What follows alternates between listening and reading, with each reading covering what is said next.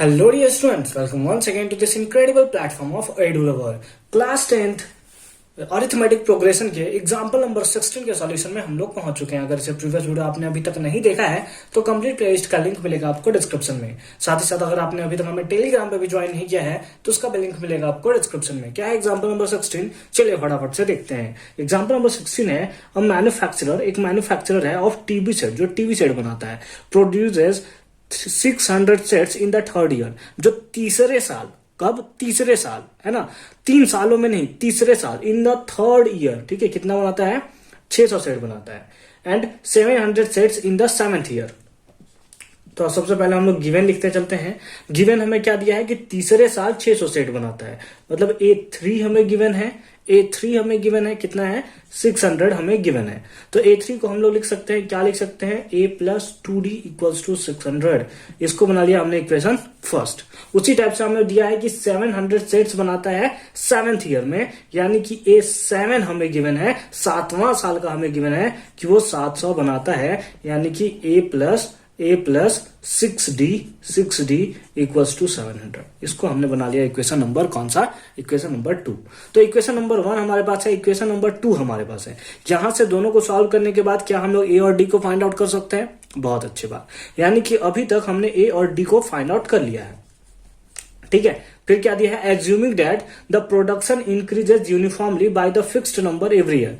ऐसा आपको एज्यूम करना है कि जो प्रोडक्शन इंक्रीज कर रहा है वो एक फिक्स्ड नंबर से कर रहा है। तो फिक्स्ड नंबर से करने का मतलब यहाँ जो दिया हुआ है, इसका मतलब है कि वो एपी में है। क्या होता है कि 2 है, 4 है, 6 है, 8, ये एपी में होता है। क्यों? क्योंकि सबके बीच का कॉमन डिफरेंस सेम होता है। तो जब कॉमन डिफरेंस सेम होगा तभी तो एपी में होगा। इसलिए ये नंबर देना, ये वैल्यू देना, इस वर्ड को लिखना बहुत ज्यादा इंपॉर्टेंट था, ठीक है। चलिए, अच्छी बात दिया है। तो find the production in the first year, यहां से ए निकाल देंगे। एज का जो वैल्यू होगा वही उसका क्या होगा? Production in the first year. फिर है production in the 10th year. 10th year के लिए हम लोग क्या लिखेंगे? A10, और A10 को कैसे निकाल सकते हैं? A प्लस 90, है ना, A प्लस 90। तो इसे भी फाइंड आउट कर लेंगे, क्योंकि A और D हम लोग यहां से फाइंड आउट कर लेंगे। अच्छी बात है। फिर है total production in the 7th year, है ना, फर्स्ट 7 ईयर, पहले 7 सालों का टोटल प्रोडक्शन बताइए, मतलब सबको जोड़कर बताइए। तो सबको जोड़कर बताना है, यानी कि एसएन वाला फॉर्मूला लगेगा। A हमें पता है, D हमें पता है, और N का वैल्यू भी हम लोग को मिल जाएगा 7। तो सारा का सारा काम हमारा जो है अब सिंपल हो चुका है। सबसे पहले हम लोग क्या करेंगे? इस इक्वेशन को सॉल्व करेंगे, उसके बाद A और D को फाइंड आउट करेंगे। तो लिखेंगे from first and second, first और सेकेंड से हम लोग चलेंगे। तो क्या है? A plus 2D equals to कितना है? 600, और यहां पर है A plus 6D equals to 700, plus है तो माइनस, प्लस है तो माइनस, प्लस है तो माइनस, इससे ये कैंसिल हो गया। और 2D में से माइनस 6D हुआ तो माइनस 4D हो गया, इक्वल्स टू कितना हो गया? माइनस 100। माइनस है, माइनस मर गया 4 के टेबल में 25 टाइम्स में। तो यहां से D का वैल्यू कितना आया? That is 25। D का वैल्यू कितना आया? 25 हमें देखने को मिल रहा है। अब इस D के वैल्यू को कहां पुट करेंगे? इक्वेशन नंबर फर्स्ट या फिर इक्वेशन नंबर सेकेंड में। तो put D in equation first. कौन सा इक्वेशन में? तो फर्स्ट इक्वेशन में। तो हमारे पास क्या होगा? A प्लस 2 इंटू D का वैल्यू कितना है? 25, तो 25 दूना का 50 इक्वल्स टू 600। तो A इक्वल्स टू यहां से कितना आया? 600 minus 50, that is A equals to 550। तो यहां से जो हमारा फर्स्ट का आंसर था कि बताइए कि production in the first year कितना है। तो production in the first year कितना आएगा? दैट इज 550 हमें देखने को मिलेगा। अब हमसे पूछा है production in the 10th year, no, ये हम लोग किसका सॉल्यूशन करने जा रहे हैं?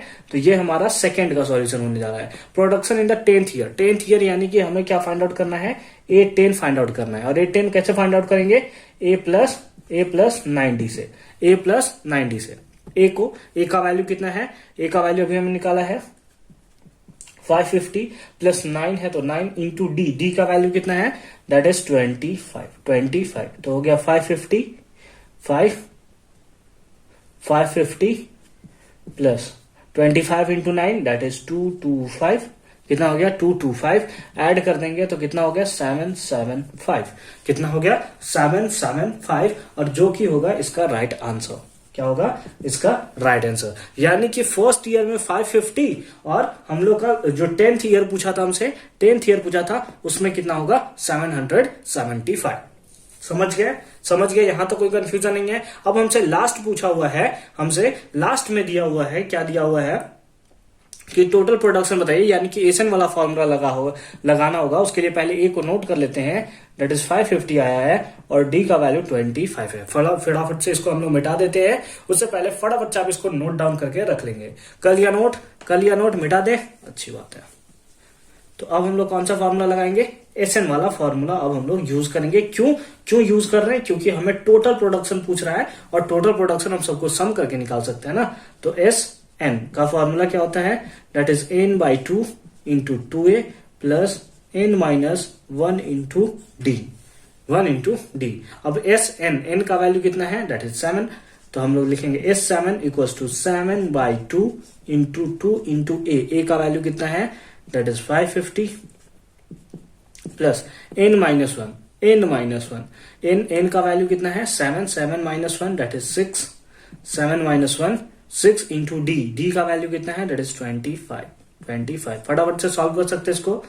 तो S7 equals to 7 by 2 into multiply कर देंगे तो हमारे पास आ जाएगा 1100 प्लस 1100 ये 6 हो गया, 6 इंटू 25 दैट इज 150।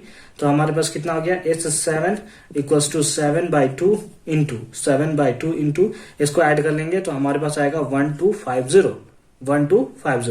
2 से कैंसिल करेंगे तो 625।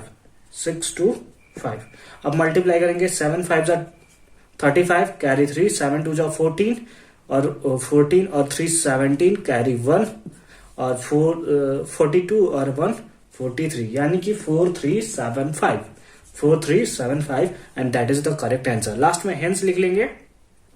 हेंस क्या लिखेंगे, production in the first year equals to कितना हो जाएगा 550। फिर है production in the 10th year कितना आया है, that is 775 and total production in the first 7 year, पहले 7 सालों का production, that is 4375 and that is your correct solution. तो आई होप कि क्वेश्चन नंबर यानी कि एग्जांपल नंबर 16 भी आपको अच्छे से और क्लियरली समझ में आया होगा कि कैसे हमने इसका सॉल्यूशन किया है। मिलता है नेक्स्ट वीडियो में इसके एक्सरसाइज क्वेश्चंस के साथ, जो कि होगा एक्सरसाइज 5.3। ठीक है, तो मिलते हैं उसके साथ, तब तक के लिए अच्छे से पढ़ाई करते रहिए। All the very best. और अगर आपने अभी तक चैनल को फर्स्ट टाइम विजिट किया है तो मेक श्योर कि चैनल को सब्सक्राइब करके जरूर रख लीजिए।